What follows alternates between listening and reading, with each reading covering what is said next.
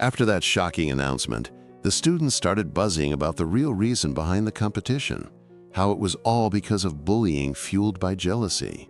Amy overheard the gossip and finally pieced together why Shiron had been avoiding her.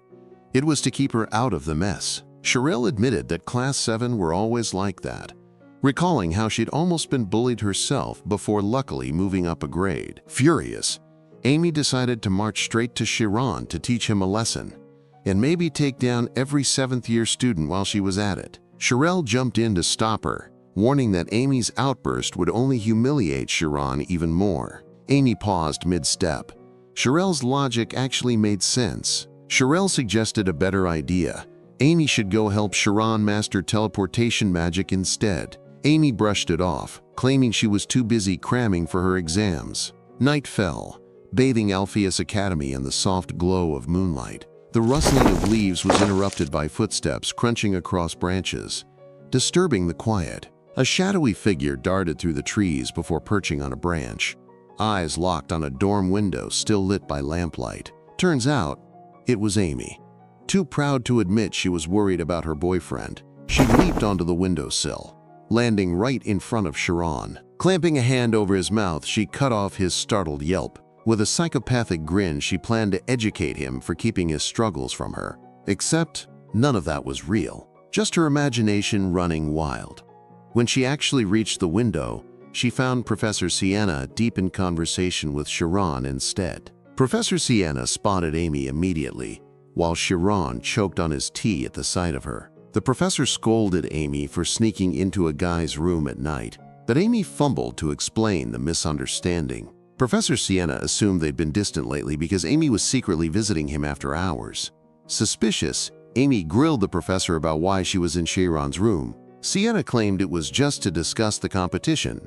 Shiron handed Amy some tea, which she absent-mindedly praised, before snapping back to reality. Tea time could wait. Once things calmed down, Amy and Shiron sat side by side, sipping tea while Professor Siena circled back to the competition topic. Amy disagreed with the Academy's decision, arguing teleportation magic was way too risky for beginners. Professor Siena agreed, but admitted she was overruled. The headmaster had pushed the idea. Shiron, clueless about the dangers, asked for details. Amy broke it down. Teleportation magic converted the body into light particles. The theory, called photonization, involved moving faster than space and time itself. Shiron's eyes widened as he realized the risk. Photonization left behind trace body mass, and a single collision could be catastrophic. Siena praised his quick grasp of the concept. Amy, meanwhile, side-eyed their sudden bonding. Not about to let her boyfriend get stolen, Amy explained the competition would be held in an open area. Shiron blinked, confused. He didn't know the place. Amy smirked and pointed upward. The twin-peaked mountain arena named Bridge that cannot be crossed. The rules were simple. Teleport from one peak to the other. If no one made it, the winner would be whoever covered the most distance. But Amy's real concern was the cutthroat competition. Students might sabotage each other. She worried Shiron would be their prime target. Shiron sighed, hating the idea of fighting his classmates, especially if someone got hurt. Professor Siena apologized, regretting how her ambition had dragged him into this. To make up for it, she offered to personally train him. Amy's jealousy flared. She also volunteered to teach him. With a dramatic vow, she promised to coach him properly. But Siena shut it down, reminding Amy she had advanced exams to prepare for. Shiron was impressed. Not just anyone could take those brutal tests. Internally, Amy cursed Shiron for unintentionally pressuring her into advanced classes. The room turned into a tug-of-war between Amy and Siena over who'd train Shiron. Amy finally tossed the decision to Shiron, pick her or the professor. Shiron awkwardly smiled and refused both, insisting he'd figure it out alone. The rejection left both Amy and Professor Siena stunned and seriously disappointed. Amy couldn't wrap her head around why Shiron had turned down their joint offer. Shiron wanted Amy to focus on her exams and didn't want to burden her with his own struggles. Amy felt a little flustered by Shiron's unexpected consideration. It caught her off guard. Seeing how determined Shiron was, Professor Siena finally gave him the green light. Shiron made sure to thank Professor Siena for being so understanding about his situation. Before leaving, Professor Siena warned Amy not to make the same mistake again. After the scolding, Amy let out a sigh of relief and plopped down on Shiron's bed, surprised the professor had let her off so easily this time. Suddenly, it hit Amy. She'd totally gotten swept up in the moment. She quickly stood up to leave, but not before Shiron thanked her for worrying about him. On her way out, Amy finally asked why Shiron had been avoiding her lately. Shiron admitted that Amy was his goal all along, which, of course, made her misinterpret things entirely. But he clarified, ever since he first arrived, he'd seen her name at the top of the rankings.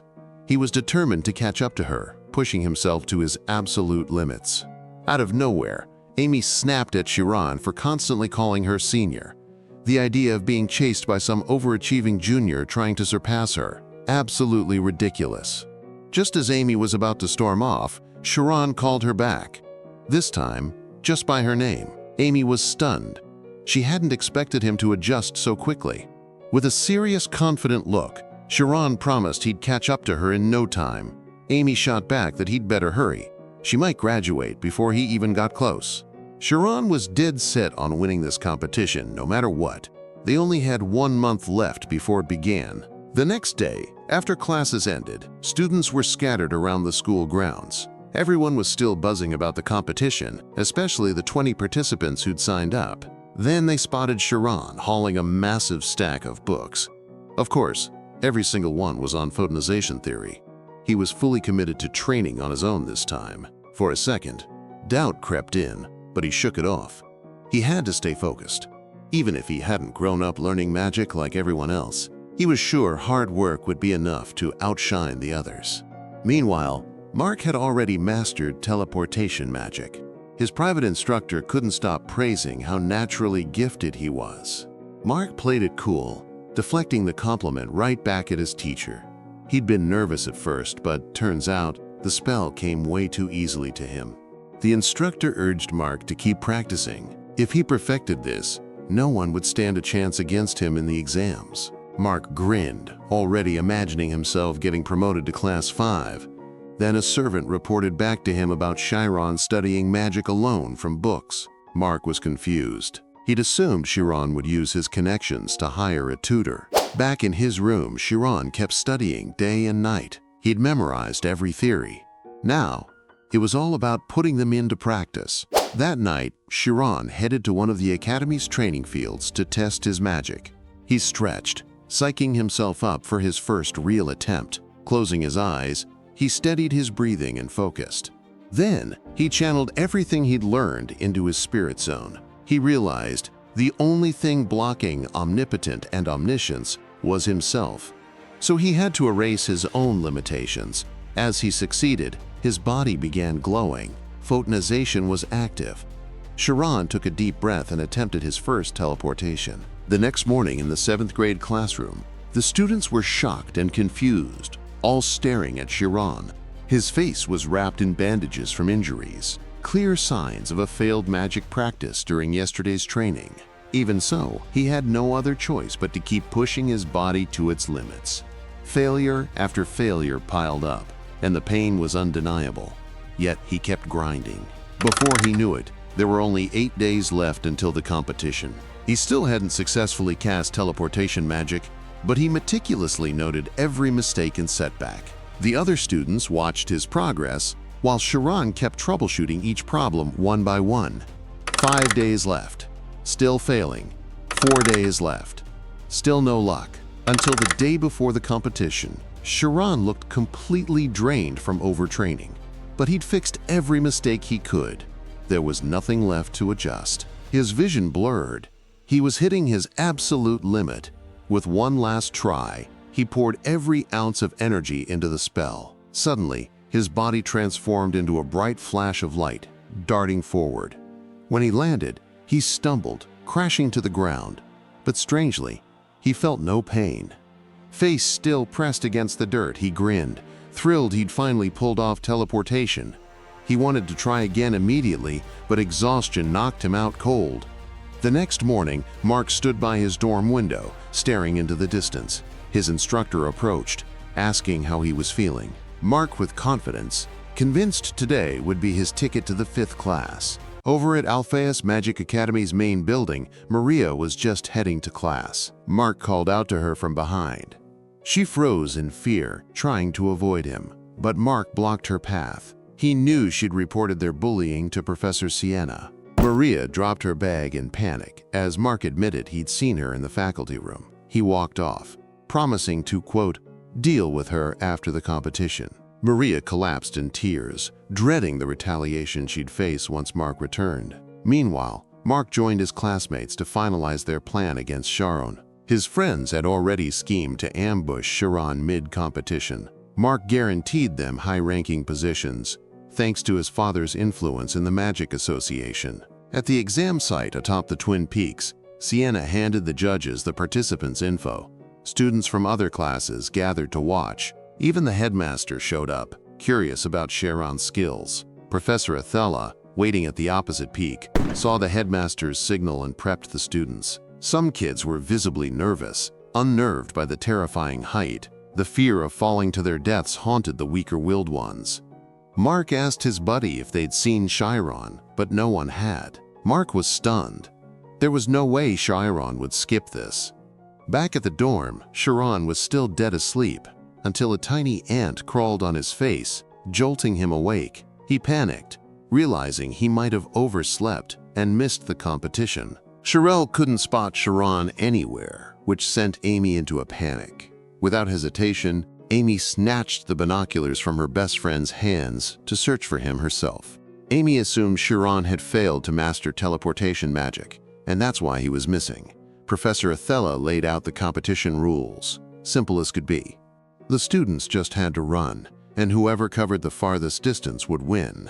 The moment the students realized they'd have to jump off a mountain, their confidence wavered. Professor Thad didn't waste time. He told the hesitant students to back out if they couldn't handle it. He warned them that the path of magic wasn't safe. Half-hearted determination wouldn't get them anywhere, and death was always a real risk. The students who'd been trembling earlier suddenly straightened up, their resolve hardening. Meanwhile, Mark just scoffed under his breath, mocking the ones who chickened out as useless. Professor Ethella ordered the students to take their positions. The exam was about to begin. Out of nowhere, Shiron came sprinting into view from a distance. Nobody expected Shiron to actually show up for the competition, especially not covered in bruises like that. Shiron apologized for being late and asked for permission to join the exam. Amy, though, only got angrier seeing him arrive at the last second. Her heart shattered when she saw her boyfriend's body battered with injuries. Professor Ethella gave Shiron the green light, but told him to hurry into position. The headmaster had already fired the red signal. A couple of students helped Shiron get set up, completely unaware it was all part of a trap meant for him. Shiron closed his eyes, focusing. He was ready to give this competition everything he had. Professor Ethella started the countdown. The students crouched into their running stances, ready to bolt. The moment the signal went off, everyone took off like rockets toward the edge of the cliff, including Shiron. The key to winning wasn't about being the fastest. It was about who could jump the closest to the cliff's edge. As the students neared the drop, one of them panicked and activated teleportation magic early. That student jumped way too soon, nowhere near the edge. The others lost their nerve too, following suit with rush teleportations. Even Mark's friends started freaking out, ready to bail early. Mark was furious at his cowardly buddy. He kept running, determined to push as far as possible. But the sheer height of the cliff got to him, crushing his confidence. In the end, Mark caved and teleported just like the rest. But Shiron kept running. He didn't even glance at the others who'd already jumped. The two students assigned to watch him finally gave up, unable to match his insane determination, and teleported early. Shiron's madness carried him all the way to the very edge of the cliff. Nobody could believe the sheer guts this kid had.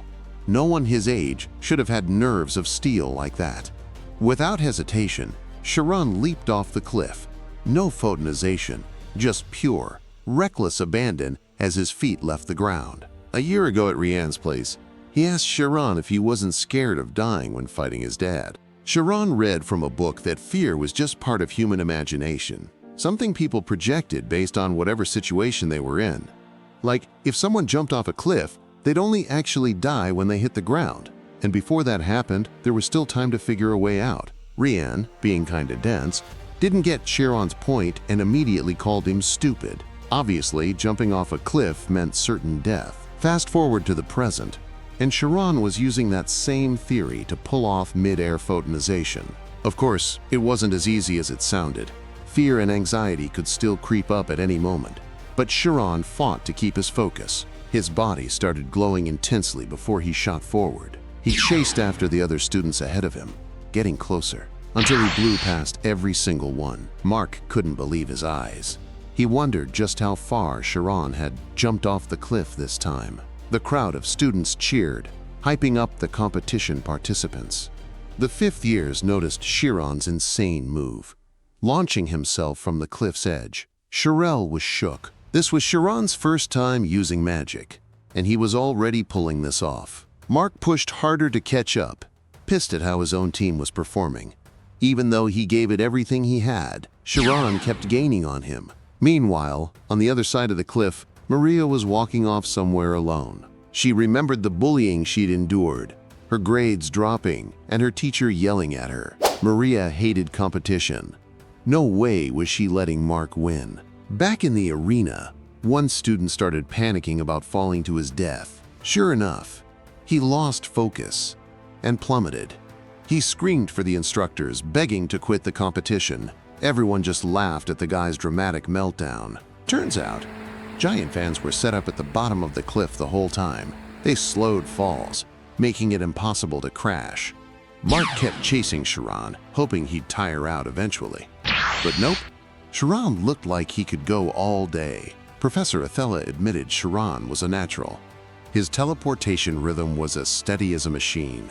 Professor Siena clearly pleased, while the clueless Professor Thad just looked annoyed. Sharelle was stunned Shiron had mastered compulsion. She never expected him to learn an advanced skill this fast. But Amy disagreed. Most mages train to turn subconscious actions into conscious control. Shiron was different. It was like he had full command over his subconscious itself. Mark felt himself hitting his limit. He yelled at his team to execute their plan. It was risky, but his teammate didn't have a choice. In a flash, he switched his teleportation path. Shiron noticed the shift in rhythm from the sounds around him. Then, out of nowhere, someone teleported right in front of him. Shiron slammed the brakes on his momentum to avoid a collision. But then, another student cut him off from behind. The guy was ready to take Shiron down with him. Shiron realized the others were out to get him, but he managed to dodge just in time. But losing focus for even a second sent him tumbling down hard. His messed up tempo left him completely exhausted, way beyond normal fatigue. Refusing to pass out, he forced himself to stay conscious and sharp. He pulled himself together, activated his photonization again, and got back in the race. The students who tried to sabotage him couldn't believe their eyes. That's when they realized Shiron wasn't some average guy. He was a freakishly talented mage. Meanwhile, the 5th class student noticed something weird was going on with the race's direction. One of them straight up admitted they'd planned to take Shiron out. Another student, though, wasn't buying it. That student was a rookie who tried explaining to the others. He pointed out how one student had blocked Shiron's path while another rammed him from behind. Iruki was convinced that if Shiron hadn't messed with his own tempo, something terrible would have happened. But then he bragged that he could have dodged it easily.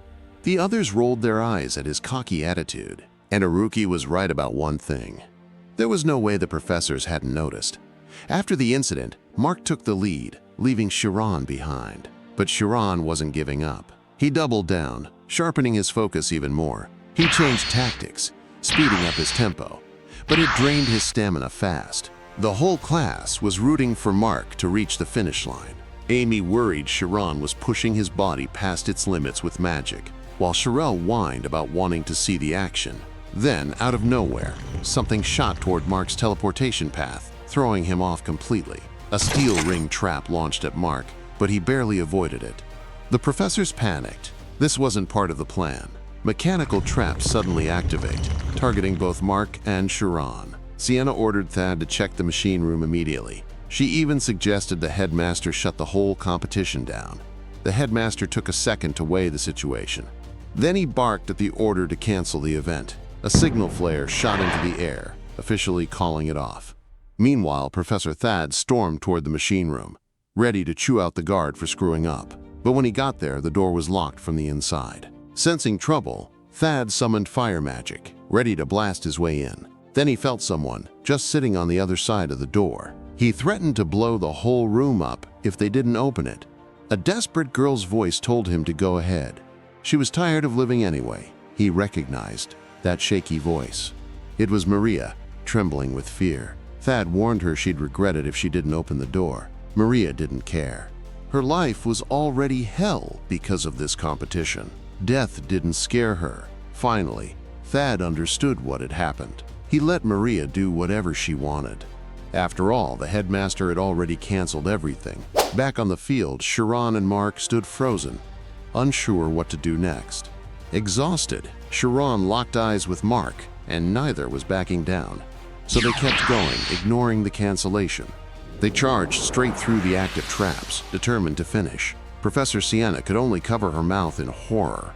The headmaster was pissed at their stupidity. Amy was freaking out because the active level 10 obstacle traps were no joke.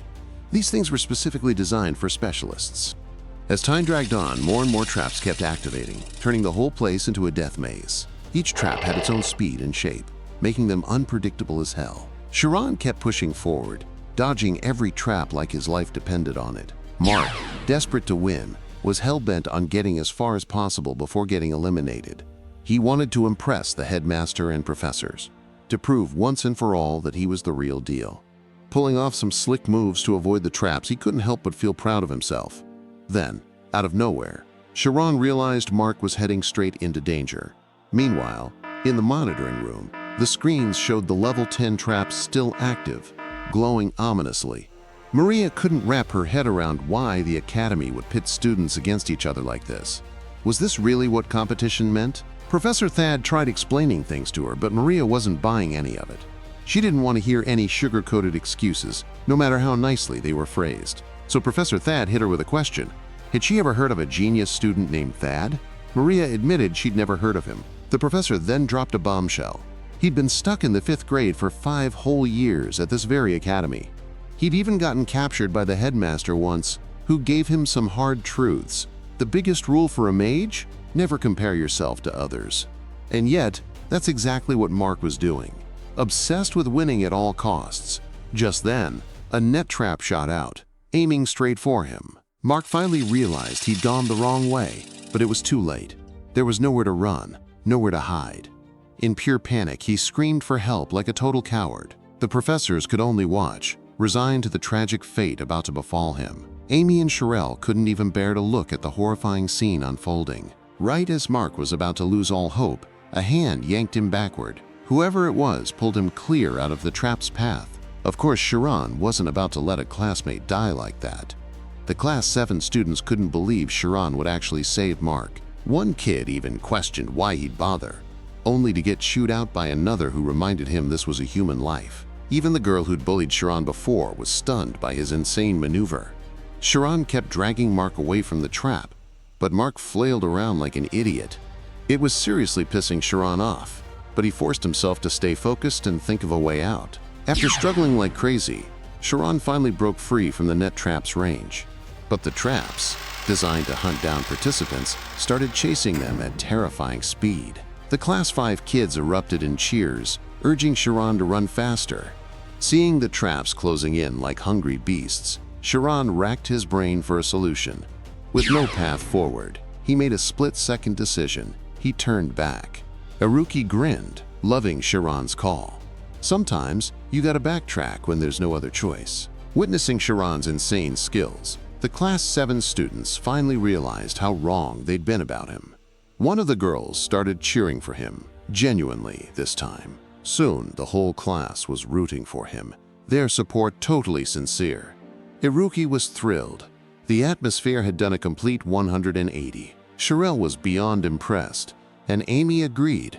This was exactly why Shiron pushed himself so hard. All he wanted was to master magic properly. Professor Thad then dropped some wisdom. Competitions were just tools to help people reach the finish line faster. But once you crossed that line, you were still just a mage in the end. He promised Maria he'd help her find her way back. Maria, finally seeing her mistakes, broke down in tears and apologized. Then, out of nowhere, the headmaster announced the competition would resume. He took full responsibility for whatever happened next. Back to Shiron, who was busy analyzing the trap in front of him.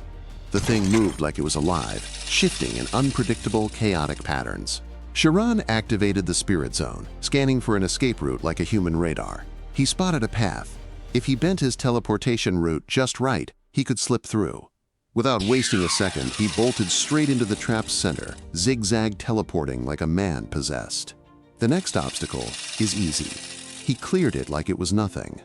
The Class 7 kids were speechless, their jaws on the floor. How was this guy so far beyond them? He moved so fast that Mark passed out Professor Siena, and the others were stunned, watching Shiron pull off moves they'd only seen in theory. The headmaster was torn. This was getting dangerous, but part of him wanted to see how far Shiron could go.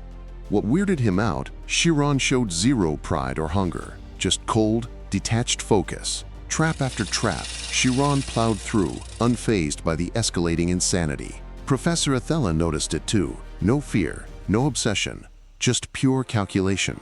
His spirit zone density hit 99.9%. His mind working like a supercomputer on overdrive. Even Ethella, usually calm, was sweating. This level of talent was dangerous in a live scenario. The traps multiplied, converging on Shiron in waves. But he still saw an exit, clear as day. Another trap down, like it was just another Tuesday. Then came the nightmare. Layered, net-like barriers, each deadlier than the last. Shiron breezed through anyway, silently praying Mark stayed unconscious for this part.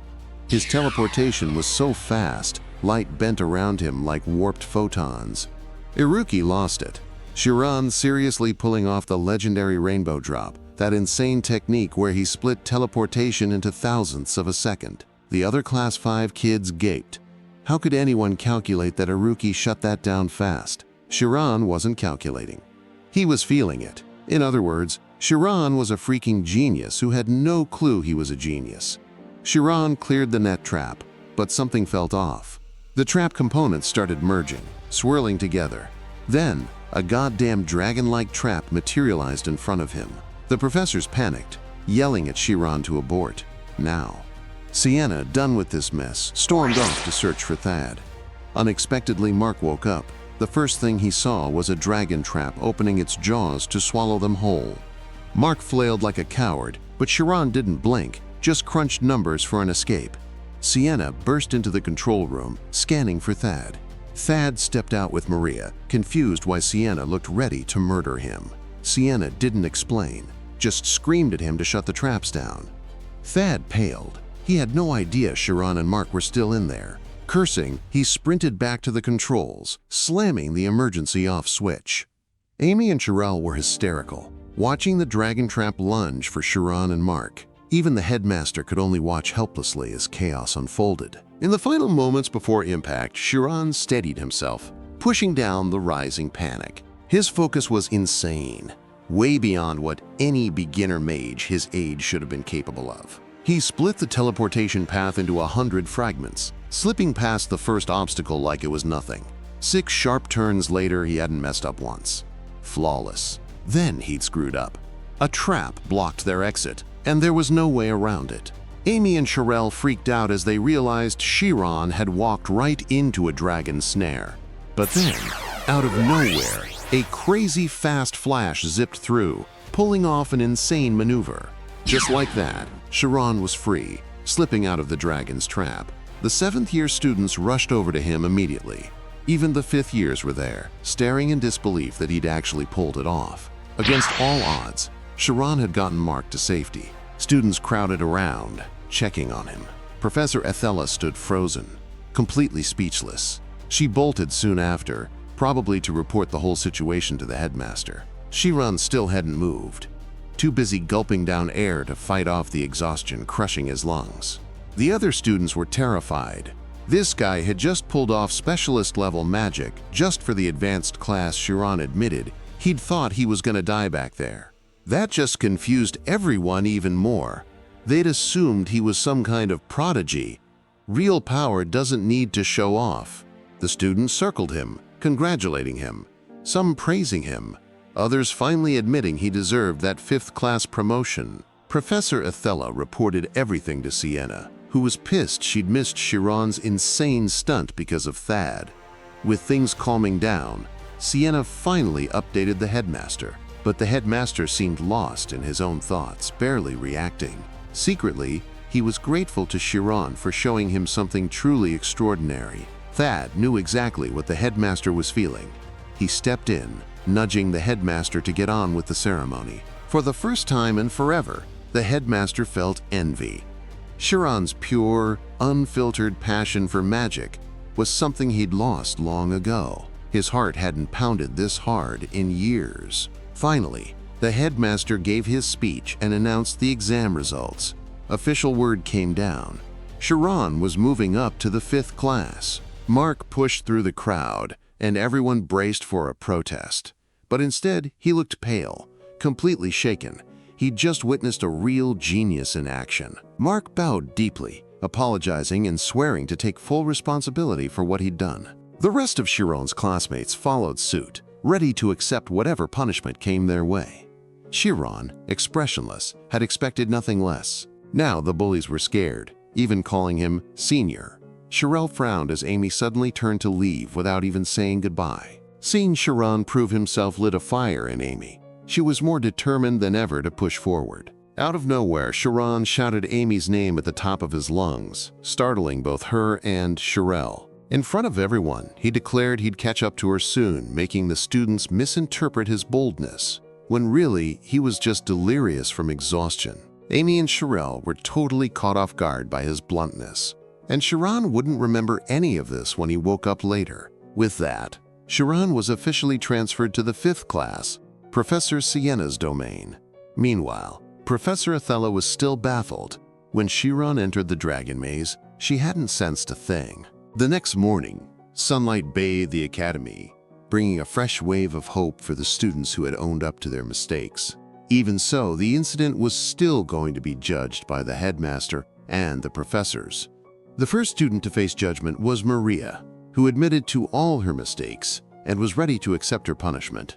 But Shiron, Mark, and Brad, the guys Maria had put to sleep with her magic, all agreed they didn't want her punished. Mark even took the blame, saying he was the one who had pushed Maria to this point. The other involved students also confessed, including the ones who had messed with Shiron during the exam. The headmaster was proud of their growth as future mages, but punishment was still necessary. Shiron even asked to be punished too, since he'd acted recklessly during the cancelled competition. The headmaster rubbed his temples, trying to figure out what kind of punishment would fit. Meanwhile, Thad was quietly pleased. This whole situation was exactly what the headmaster had wanted. These students, striving to become honorable mages, had finally taken responsibility. Thad sighed. Even after graduating, the headmaster was still teaching him lessons. In the end, the headmaster made his decision. Everyone involved would face consequences. The students looked somber, not because of the punishment, but because they truly regretted their actions. Mark bowed deeply, sincerely apologizing to Maria. Professor Siena was shocked. She'd never seen the entire student body punished like this before. Maria and Mark got a 2-month suspension, while the others got one. As for Shiron, his punishment was collecting apology letters from the students. Professor Siena never expected the usually calm Shiron to have such a competitive streak. Meanwhile, Shiron, completely unaware of the talk about him, was fast asleep, exhausted from everything. In his dreams, he relived the moment he'd conquered the dragon maze. He kept pushing forward, fearless, completely focused. Erasing his own presence, he saw only the reality of the moment. Breaking past all limits, he felt unstoppable. Then suddenly, he was falling into emptiness, panic gripping him. He jolted awake, hearing piano music drifting from outside his room. Shiron couldn't remember anything after waking up. He wanted to return the notes he'd borrowed from Amy to study teleportation magic. But then something else caught his eye. The first class of the day happened to be a joint session. Sharelle asked how Shiron was doing, while Amy got flustered when he approached her. Sharelle was confused why Shiron was carrying so many apples. He explained they were for Amy. Amy was baffled. She liked cherries, not apples. When she checked her own notes, she realized she'd drawn cherries that looked more like apples. Embarrassed by her messy sketches, Amy quickly walked away. Shiron just stood there, confused by her reaction. Later that day, Amy took her advancement exam and passed without any issues. A month later, the suspended students returned to school, greeting Shiron with newfound respect. They'd even started saving seats for him during joint classes. Then, a female student suddenly slid into the seat next to him. It was Sharelle, teasing him about being lonely without Amy around. Sharelle admitted she just wanted a quiet life, but watching Shiron and Amy had fired her up. Shiron was shocked when Sharelle mentioned Amy's plan to join the military. He thought that was way too dangerous. But Sharelle wasn't worried. Amy specialized in sniping magic, so she'd be fighting from the back lines. After class, Sharelle and Shiron went their separate ways. As usual, Shiron headed off to train alone until another student called out to him. The guy was Need, an extroverted classmate from Shiron's class group who always dragged him into conversations. Everyone in Class 5 had their own unique magic specialties. Then 2 more students showed up, greeting them from behind. They pulled Shiron and Need into a serious discussion. Shiron watched them argue, but had no clue what they were even talking about. For a second, he worried he'd get bullied again if he didn't keep up. Then they finally got to the point, debating which professor they liked best, Siena or Ethella. Shiron felt ridiculous. All that stress over something so trivial. Shiron had assumed Need would scold him and the others for asking silly, unnecessary questions. But to his surprise, Need turned out to be the most enthusiastic one, fully supporting Professor Siena. The group kept debating with their favorite professors, each siding with their preferred mentor. Out of nowhere, they suddenly asked for Shiron's opinion, catching him completely off guard. Shiron froze, unsure how to respond. Both professors were figures he deeply respected. Just as he was about to finally voice his thoughts, both his friends walked away, leaving him standing there, utterly confused. Shiron couldn't help but feel rejected, like his indecisiveness made him an outsider. Need quickly dismissed that idea. The real reason is Iruki had strolled over, casually asking what they were discussing. Need brushed it off as unimportant and immediately introduced Shiron to Iruki instead. Iruki introduced himself, mentioning he already knew who Shiron was. Shiron felt like he'd heard Iruki's voice before. Then it hit him, a memory from the past. Back when he'd failed to execute the Spirit Zone Deviate form after being mocked by classmates, and a mysterious voice had snapped him out of it. Shiron quickly shook Iruki's hand, thanking him for that moment. Out of nowhere, Iruki bluntly called him the boring type. The random insult left Shiron baffled. Need jumped in to smooth things over, while Iruki just looked puzzled, insisting it was supposed to be a compliment. As he walked away, Iruki tossed a warning over his shoulder, saying that Class 5 was full of weirdos. Need apologized for Iruki's behavior, but Shiron just shrugged it off, admitting the guy was unique. Need explained that Iruki was a genius with 0 social skills, brilliant in one way, utterly bizarre in others. Without warning, Iruki climbed onto the stage and headed straight for the image zone. Need groaned, already foreseeing chaos, while Shiron watched, curious about what Iruki was planning. Iruki summoned his spirit zone effortlessly. Then, in seconds, he shaped it into a flawless deviate form like it was nothing. The form hovered above the students, who stared in awe at his skill. Grinning mischievously, Iruki snapped his fingers. The spirit zone split into multiple targets. Professor Ethella's eyes widened. She knew trouble was coming and yelled at Iruki to stop. Iruki ignored her, calmly muttering an incantation in an icy tone.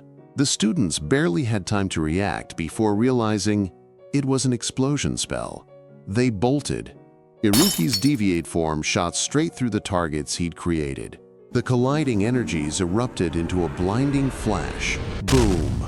The shockwave knocked everyone back, though, luckily, no one was hurt. Shiron could only stare, speechless at the insanity he'd just witnessed.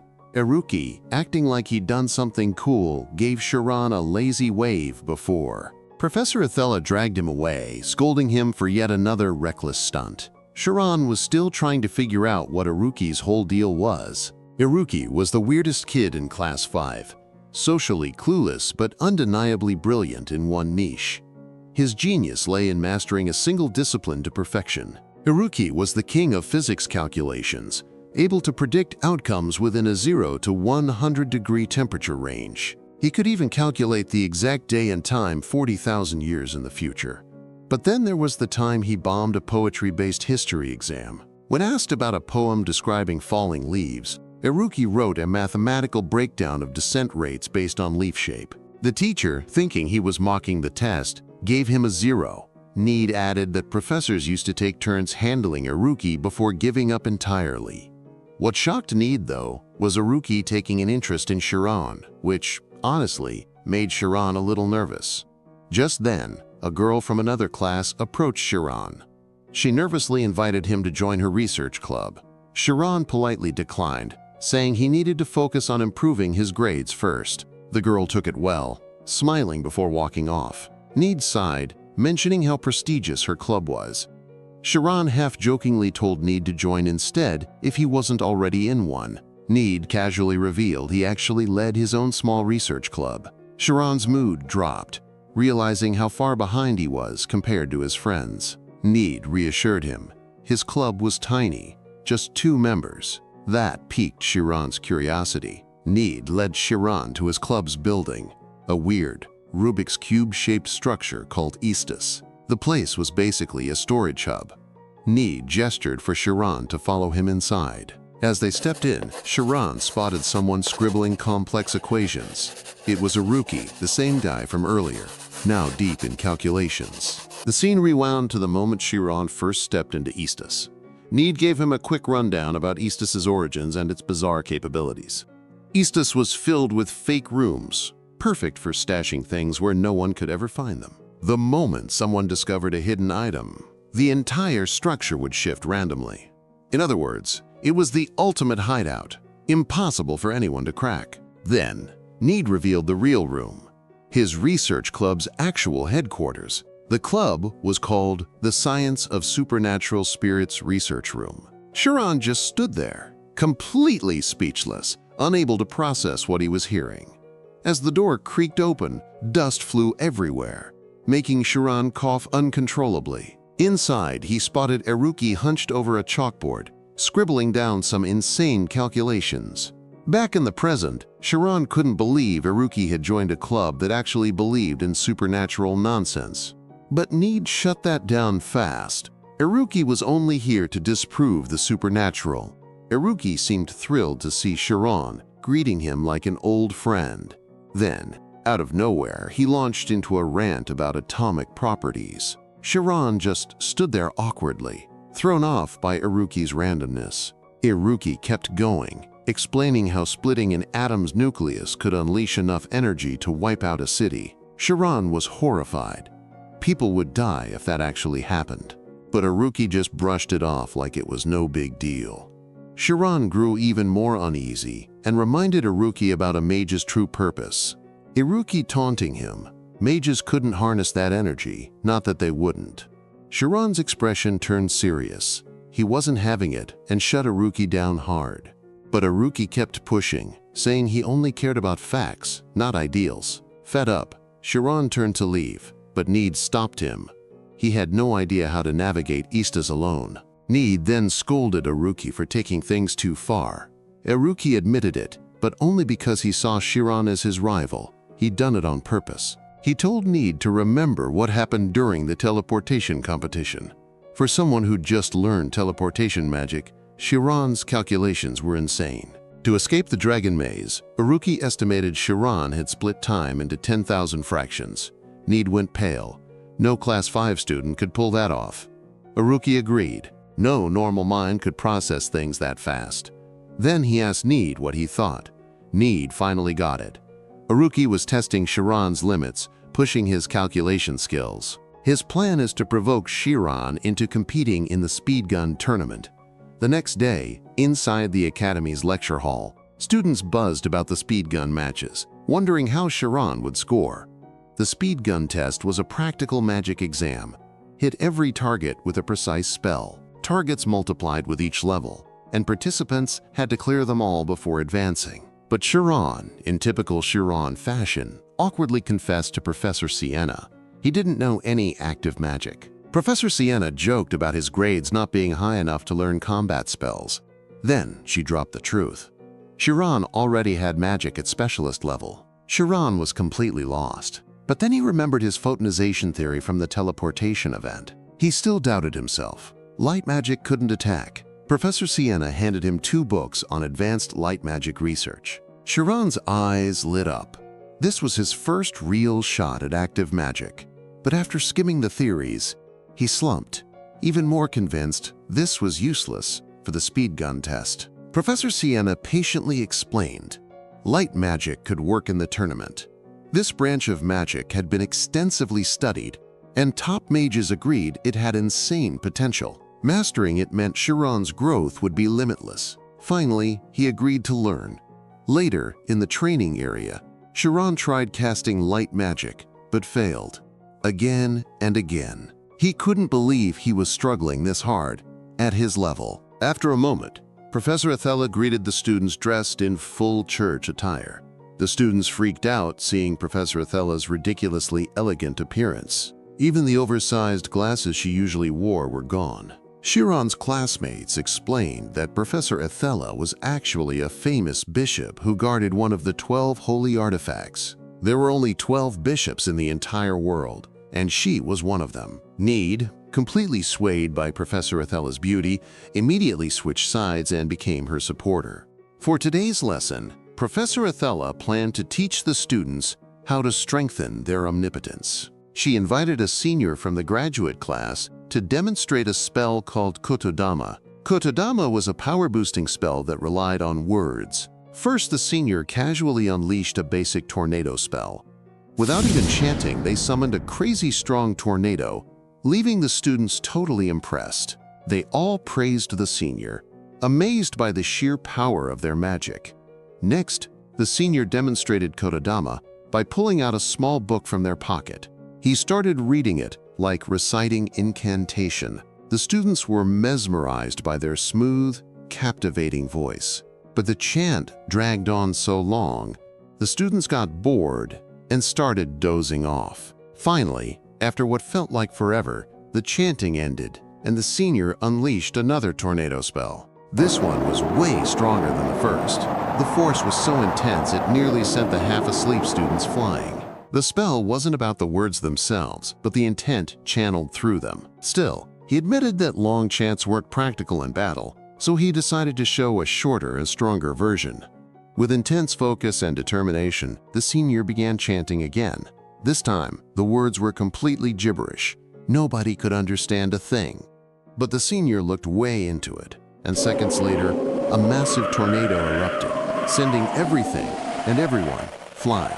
The unprepared students got knocked around like flies, crashing all over the place.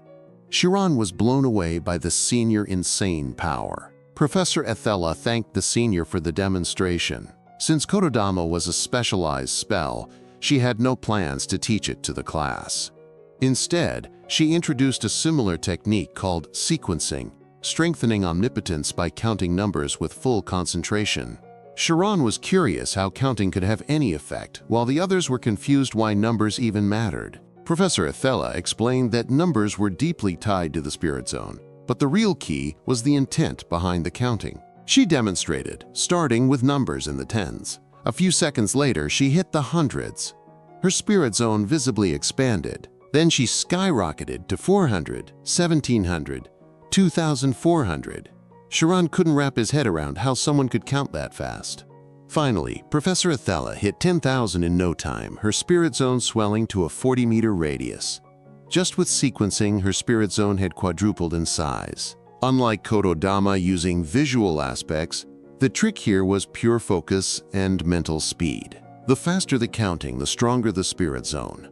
Not just in range, but in power, accuracy, and intensity too. Shiron started getting it and wanted to try it with his light magic. Of course, Sequencing was useless if the caster didn't have enough mental strength. Shiron stood frozen, trying to count as fast as possible. In just 1 minute, he hit 1,000. Meanwhile, the other students struggled hard.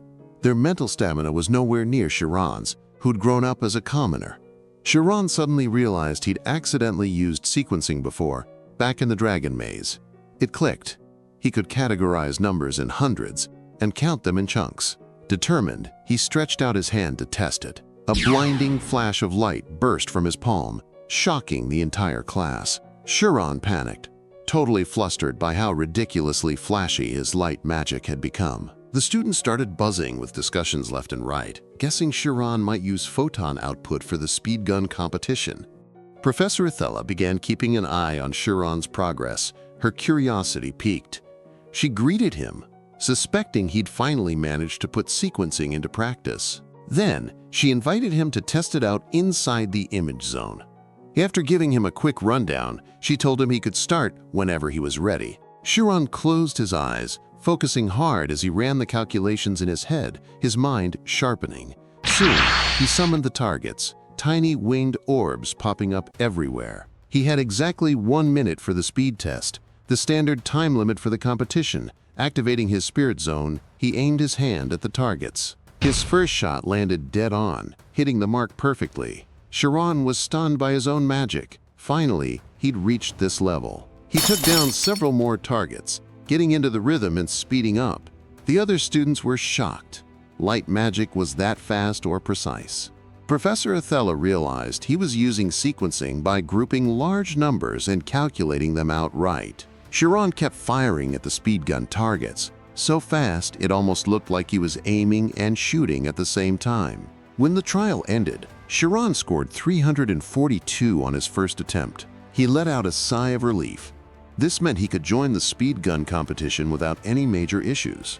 Need gave him props, but Iruki just mocked his sloppy score. Iruki called it trash, though he also admitted Shiron was kinda interesting.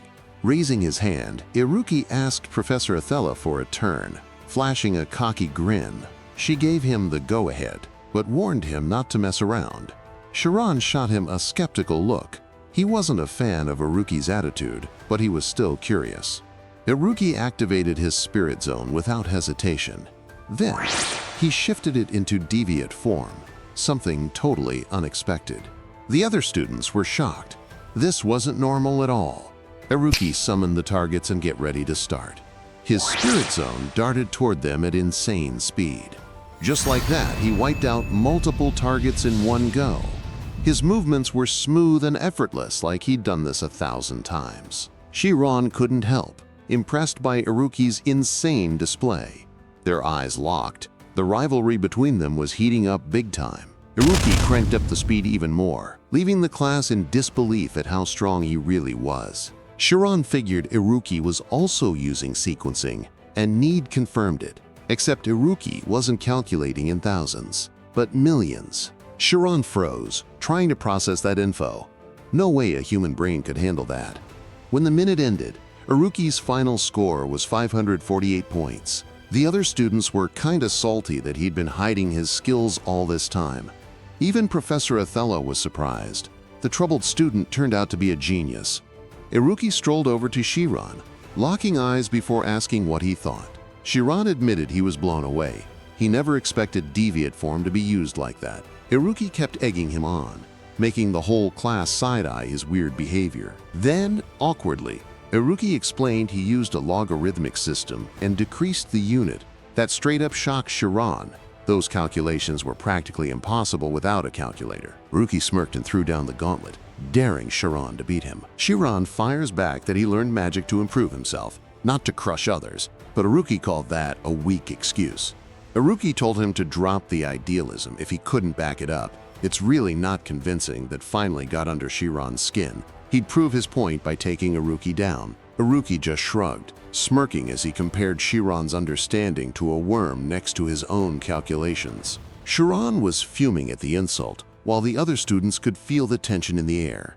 Something intense was about to go down, and they were all here for it. Shiron stared at the scoreboard, His eyes locked on the average class score of 400 for the Class 5 students. He knew hitting level 30 was the only way to reach 700 points, his goal. Stepping onto the training arena, Shiron braced himself, ready to push his limits. As soon as practice began, he swiftly shot down every target with his light magic, moving like a blur. His speed was insane.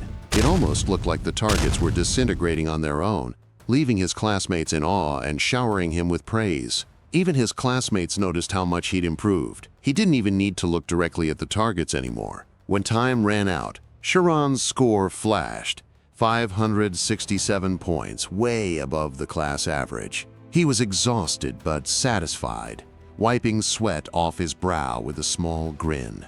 The other students cheered as Shiron walked off the arena, basking in their admiration. His eyes flicked toward Iruki, silently declaring he'd beaten his score. Iruki just laughed it off, standing up like he was about to show Shiron what real skill looked like. With total confidence, Iruki strolled onto the training field.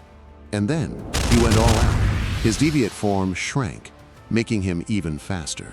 He zipped through the targets, obliterating them in seconds. After a minute, the scoreboard lit up. 568 points, just 1 point higher than Shiron's. That's when Shiron realized this 1 point gap wasn't a coincidence. The next day, the same thing happened. Another 1 point lead. And the day after that. And the day after that. The crowd went wild, chanting Iruki's name like he was some kind of legend. Shiron finally accepted it. Iruki was still way out of his league. Back in class, everyone was hyped about the Shiron versus Iruki rivalry. Some students even started fangirling over Iruki, inviting him to join their clubs. Meanwhile, Shiron was getting frustrated. He had no idea how deep Iruki's skills went, while he was already giving it everything he had. Noticing Shiron's scary expression, Need tried cheering him up, promising to support him. Shiron groaned, saying even eating felt like chewing on numbers at this point. Need shamelessly sympathized, but the spectators loved it. They were betting Shiron might actually break the high score. Shiron suddenly asked Need who held the top score, catching him off guard. Turned out, the record holder was Shiron's own girlfriend, Amy, with a crazy 987 points. Meanwhile, Amy sat on a bench, clearly waiting for someone. Soon enough, her best friend, Sharelle, showed up. Sharelle frowned, concerned at how thin Amy looked these days. Amy just laughed, saying Sharelle would look the same if she moved up to the graduate class. They casually chatted about the graduation exams. Amy admitted it wasn't hard, but they tested every single aspect of her abilities. Then, out of nowhere, Amy asked Sharelle how Shiron was doing. Sharelle was shocked. They hadn't seen each other even once this whole time. After Sharelle filled her in, Amy finally understood. Iruki had been provoking Shiron on purpose. She remembered Iruki pulling the same crap with her back then. Sharelle wondered if Amy was going to step in and help Shiron. Amy found that hilarious. Shiron didn't need anyone's help. Back at the arena, Shiron barely managed to hit 700 points, gasping for air like he might pass out. Iruki walked over, congratulating him with a smirk, calling it a decent score. Amy, meanwhile, was confused why Shiron was so desperate to win. It was just a test. Sharelle rolled her eyes, pointing out she'd surpassed Iruki. Amy shrugged. She never competed with Iruki because she ignored his taunts, but she admitted she'd probably lose if they actually went all out. Sharelle couldn't believe what she was hearing. And sure enough, Iruki's score was still 1 point higher than Shiron's. Shiron felt like crap. He was barely standing, while Iruki looked like he hadn't even broken a sweat. For the first time, Shiron felt hopeless, like he'd never win. Shiron carried that crushing feeling of defeat back to his room, shoulders slumped. School was about to go on a 3-day break, and right after the competition would officially kick off. He couldn't figure out how to beat Iruki, no matter how hard he racked his brain. Memories flooded back as Iruki's harsh words echoed in his head. His mind replayed every past moment, every humiliation, every accusation, even watching his parents powerless. The times he'd been underestimated, blamed, or straight up ignored. Nobody ever truly believed a word he said. Shiron sank into deep thought, realizing Iruki wasn't entirely wrong. The world didn't listen to the weak, and just like that, A flicker of determination reignited in him. He sat down to meditate, searching for a new way to push past his limits. Numbers, their true meaning, swirled in his mind. What was the essence of sequencing? Manual calculations wouldn't cut it. He needed something deeper. He let go of rigid formulas, trying to envision something bigger, something fundamental. This wasn't about counting anymore. It was about feeling the numbers, testing how far he could go. In his subconscious, he raced forward aimlessly, no destination in sight. Then he hit an invisible wall, its surface rippling like water. Curious, he prodded at it until, without warning, cracks spiderwebbed across. It shattered, revealing a pitch-black void beyond. Shiron jolted back to reality, heart pounding with an unfamiliar dread. It felt like a dream, yet part of him was weirdly drawn to that darkness, like his body wanted to be pulled in. But he realized something beyond numbers themselves. 3 days later, at the Joint Training Facility, the Class 5 speed test was about to begin. 2 students already in position, seniors and juniors crowded in, eager to watch. Sharelle showed up too, planning to report Shiron's performance back to Amy. Shiron's friends, though, felt the pressure. Seniors were definitely here to size them up. And let's be real, everyone wanted to see the genius showdown. Iruki versus Shiron. Sharelle's friends debated the winner, but Iruki had always dominated. Sharelle disagreed. Shiron still had a shot, and she believed in him. The competition rolled on, winners declared round after round. Finally, the main event arrived, the last match everyone had waited for. Iruki and Shiron stepped into the arena, tension thick enough to cut. Shiron's usual nervous grin is gone, just pure laser focus. Professor Ethella gave them both a pep talk before things got started. The screen flashed yellow. The match was about to begin. Then red lit up. Both unleashed their spirit zones instantly. Targets exploded under their insane speed, neither holding back. The other students could only watch, too stunned to even whisper. The scoreboard is dead even. Neither was backing down. Their concentration was next level, way beyond what normal students could handle. Iruki shrank his deviate form, trading precision for even more speed. Sharelle's friends were impressed, but Sharelle herself started worrying for Shiron. Professor Ethella used her spirit zone to analyze their match. She openly acknowledged Shiron's relentless hard work, the kind that had brought him this far. Meanwhile, Iruki couldn't help but secretly admire Shiron too, though in his head, he just thought the guy was downright insane. Shiron's focus sharpened like a blade, and the moment a target appeared, he obliterated it without hesitation. Professor Ethella was seriously impressed by how Shiron could calculate so fast, like some kind of human supercomputer. That level of skill is only achievable by someone who'd pushed their mental limits to the absolute edge. But one slip in concentration, everything would fall apart in an instant. Shiron cranked up his focus and speed even more, like he was racing against his own limits. His score skyrocketed, leaving Iruki behind. The crowd couldn't believe their eyes. The students erupted in cheers, rallying behind Shiron like he was the underdog hero of the hour. Iruki realized Shiron had entered some kind of mental doping zone. He was betting everything on this moment. Iruki respected that level of madness. It was the same brand of crazy he lived by. Out of nowhere, Iruki pulled off a move nobody had ever seen before. Something completely unexpected. Just like that, his score shot up, blowing past Shiron's like it was nothing. The students tried to make sense of it. Shiron wasn't slowing down, so how was Iruki doing this? Then Sharelle figured it out. Iruki had 2 spirit zones. Now 2 glowing orbs circled Iruki's body, annihilating targets at an insane speed. This was a special condition only Iruki could pull off, thanks to his savant syndrome. Sharelle finally understood what Amy had meant earlier. Everything clicked into place. The twin spirit zones danced around Iruki, wiping out targets. Shiron's score was now hopelessly behind, and the students started writing him off. Still, they couldn't help but be in awe of both of them. This was next-level stuff. Shiron himself was drowning in frustration, feeling the weight of defeat creeping in. He'd given it his all, or so he thought. But Iruki's ability was on another plane entirely. At least he could say he'd fought with everything he had. Or had he? Shiron suddenly rejected that thought. No, he hadn't truly gone all out. Fear had held him back. He didn't know if he should step into this dangerous territory. But he was about to risk it all anyway. And just like that, he crossed into a dimension beyond numbers. Professor Ethella froze. Something felt wrong. A blinding flurry of light erupted, annihilating every target simultaneously in a flash. The glow grew so intense the spectators couldn't believe what they were witnessing. From a distance, Shiron looked like he was wielding some kind of large-scale magic. His score exploded, rocketing up to challenge Iruki's lead.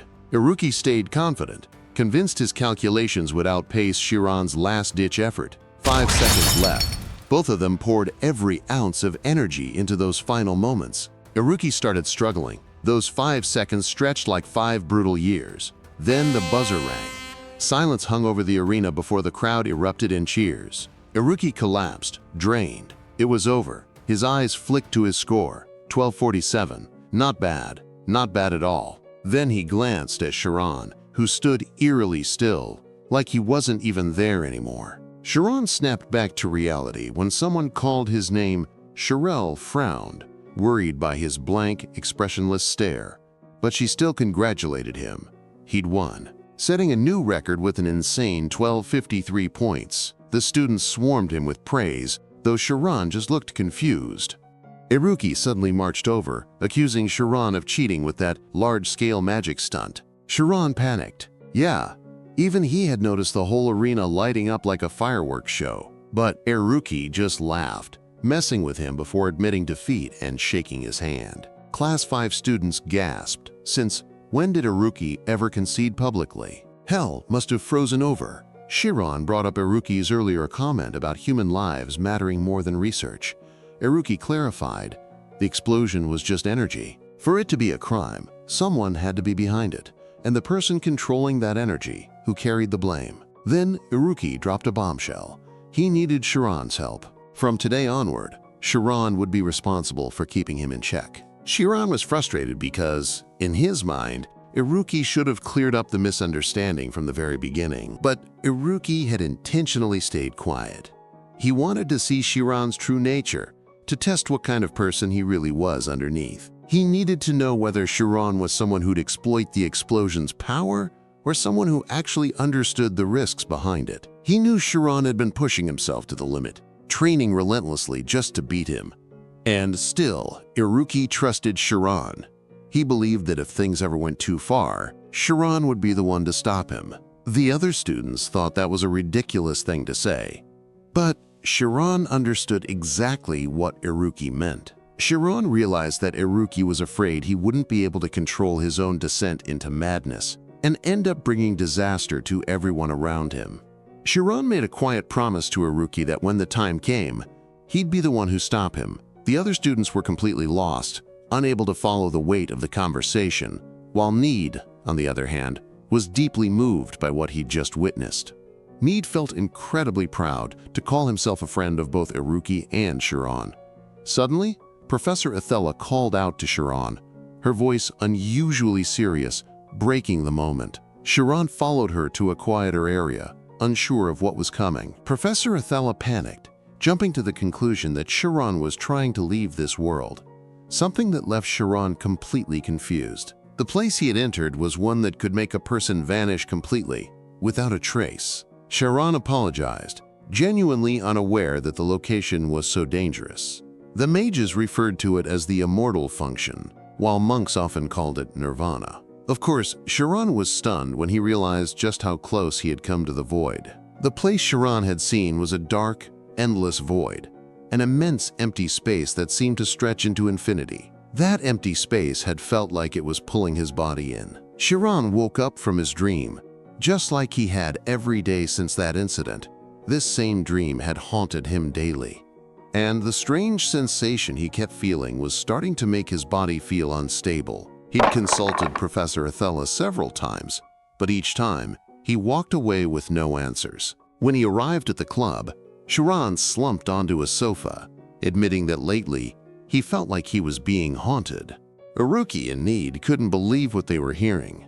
especially from Shiron, who had always mocked the idea of ghosts. At first, they assumed he was joking. Even Haruki couldn't help to tease him a little. He tried to analyze what was happening to Shiron, connecting the dream to something resembling outer space. Shiron remained skeptical. How could he dream about a place he'd never actually been to? But Need disagreed. He'd heard something like this before. There was a recorded experiment from 200 years ago where criminals were subjected to electric currents inside a metal chamber.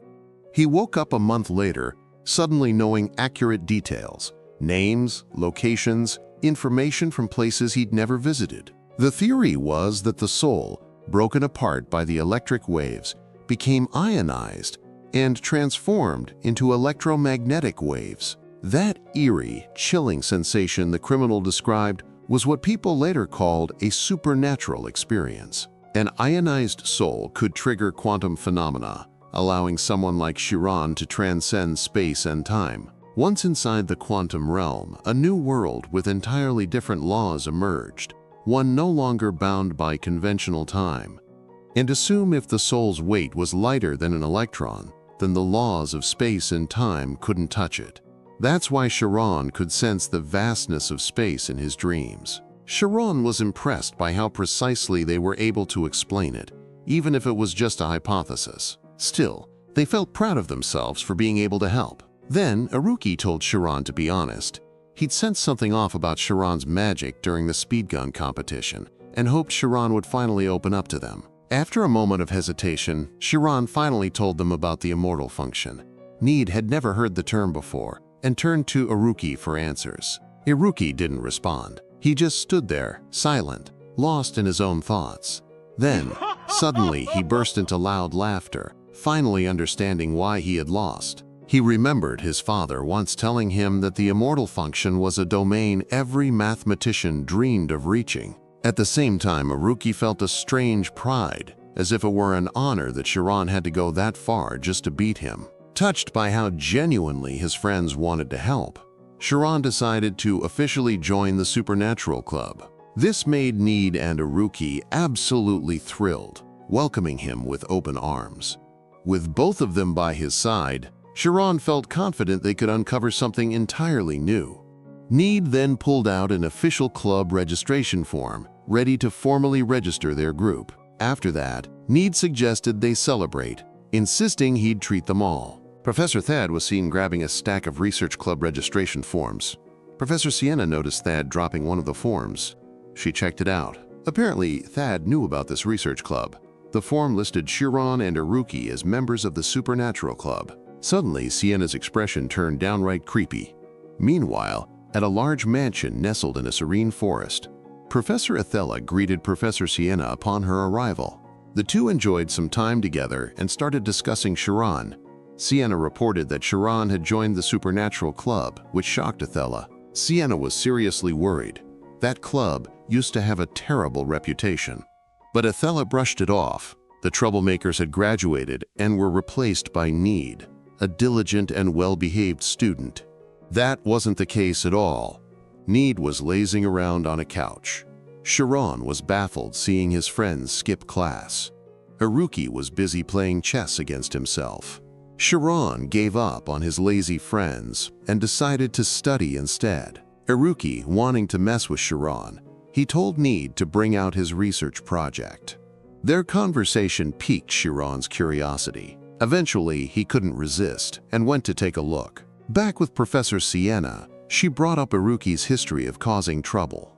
Haruki pretended to be weak, but he was actually a monster, and Shiron had beaten him. These two could become serious threats if they went down the wrong path. Shiron might end up being the Academy's biggest ticking time bomb. Ethella thought Siena was overreacting, but nope. Need had actually created a magic bomb. They were totally planning to use it for a big spectacle. Need specialized in mechanical magic after all. Shiron tried on a transparent cloak Need had made. Then he noticed a book and picked it up. Inside were pictures of popular female students at the academy. It was research from a secret club run by graduation class. Amy was one of the targets listed in there. Shiron turned bright red and scolded them for having something like that. Professor Siena, now aware of the secret club too and wanted to shut it down. Along with the supernatural club, Ethella understood Siena's concern for Shiron. She could tell Siena genuinely cared about him, so Ethella decided to share a secret about Shiron had achieved nirvana during the speed gun competition. Siena's face went pale. Pure terror and shock mixed into one.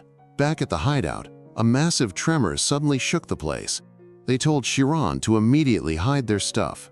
Iruki knew a professor was invading their base. Sure enough, it was Professor Siena. They forced Shiron to act naturally and stay seated. Then they pretended to casually chat like nothing was wrong. Right then, Siena burst into the room. She saw Iruki and Need staring at her calmly. Even Shiron, who'd normally greet her, stayed silent this time. Professor Siena wasn't happy at all about the lack of a proper welcome for her. Need faked professionalism, claiming he hadn't had time to prepare a welcome because her arrival was so sudden. Professor Siena and Need got into a bit of an argument, making Shiron even more uncomfortable with the whole situation. Tired of the nonsense, Siena cut to the chase. She wanted to shut down their research club. Their calm, professional attitudes instantly turned into full-blown panic. Need obviously protested Professor Siena's decision and demanded an explanation. After Professor Siena pointed out their club's lack of results, Need immediately bowed and begged her not to go through with it. Need swore he'd do anything in return. Professor Siena agreed, on one condition: they had to kick Shiron out of the club. They were shocked to find out Professor Siena was targeting Shiron specifically. She knew about Shiron's past encounter with the immortal function, something even the Academy couldn't properly handle. Shiron promised he wouldn't do it again, but Professor Siena's real concern was overflow. Iruki had experienced it himself at age 8, a condition only geniuses faced. Overflow happened when the mind couldn't process the flood of information after awakening. Plenty of kids had fallen victim to this mysterious phenomenon simply because no one understood it. Shiron finally realized what he'd been going through. The signs had been there all along. The same torturous dreams kept haunting him, driving him to the edge of madness. Professor Siena offered to take Shiron for mental therapy, telling the others not to worry. But Need still refused the idea. Siena couldn't just make unilateral decisions like that. Iruki backed Need up, insisting Shiron should be the one to decide. Need also found it weird how far Professor Siena was going for Shiron. Gathering his courage, Need straight up accused her of having feelings for Shiron. Surprisingly, Professor Siena didn't deny it. She just confirmed it and wanted to take Shiron away. Need wasn't having it. Teachers shouldn't be crushing on students, period. But Professor Siena, in her usual blunt way, said anything was possible. Why not? Need, half joking, asked if there was any chance she might like him instead. Professor Siena shut that down hard. 0% chance. No feelings whatsoever. Need's heart shattered at her brutally honest response. Iruki believed Shiron wasn't that weak. If he couldn't handle overflow, then he just wasn't cut out for it. Besides, Shiron wouldn't die from overflow, so there was no need to go to extremes. And since Shiron was the only one who'd entered the immortal function, Siena's help wouldn't change anything anyway. Iruki outright said her concern was way beyond normal. It was an obsession.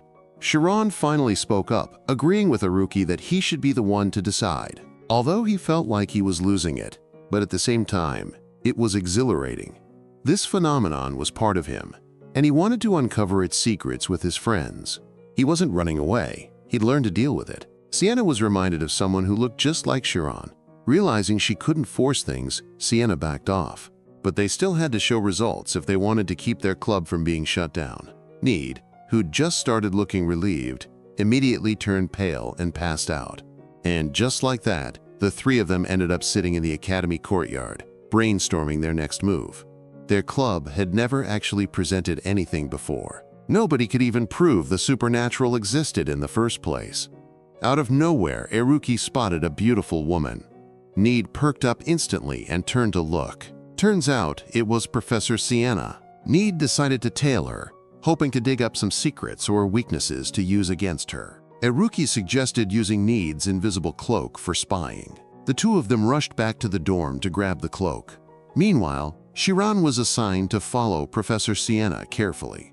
Professor Siena was being super cautious, like She didn't want anyone following her. All three of them sensed she was hiding something big.